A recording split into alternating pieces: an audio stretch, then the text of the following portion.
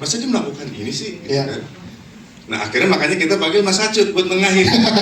Dan ternyata Mas Acut di pihak Mbak Kay. Dua satu nih. Kalah suara gua. Apa yang seorang Mas Fedi perjuangkan untuk Arman, sehingga tadi ada diskusi panjang mengenai karakter ini bersama Bung Kay.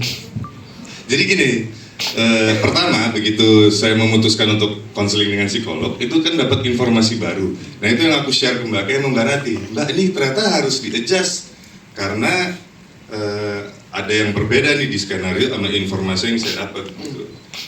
Dan karena bagaimanapun aktor kan harus mengerti dan yakin sama karakter yang dia perankan ya.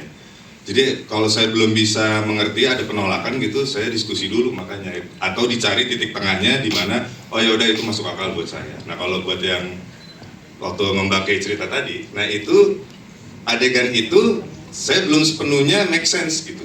Masa dia melakukan ini sih? Gitu Ya. kan? Nah akhirnya makanya kita panggil Mas Acut buat nengahin. Dan ternyata Mas Acut di pihak Mbak Kay. Dua satu nih. Kalah suara gua. Aduh gimana nih? Dan kelihatan nih kru-kru udah mulai yang aduh. Dan itu memang nggak baik sebenarnya Kak. Iya. Jadi saya mohon maaf sekali kepada teman-teman kru saat itu membuat mereka menunggu. Idealnya kan memang begitu di set Ya. kita semua udah jelas mau ngapain gitu. Tapi memang karena waktu juga.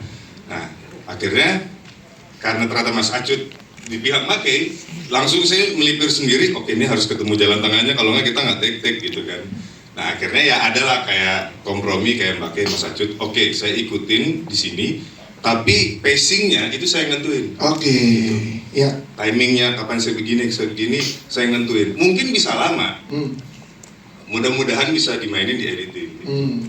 Nah sama juga kayak Mbak Rati, lebih ke dialog waktu itu. Iya. Mbak ini dialognya kok saya nggak serk ya atau gimana? Karena saya tipe yang memang diksi itu penting sih, Iya. dan berubah diksi juga berubah arti buat saya gitu. Ya itu juga ada diskusinya karena ya itu di satu sisi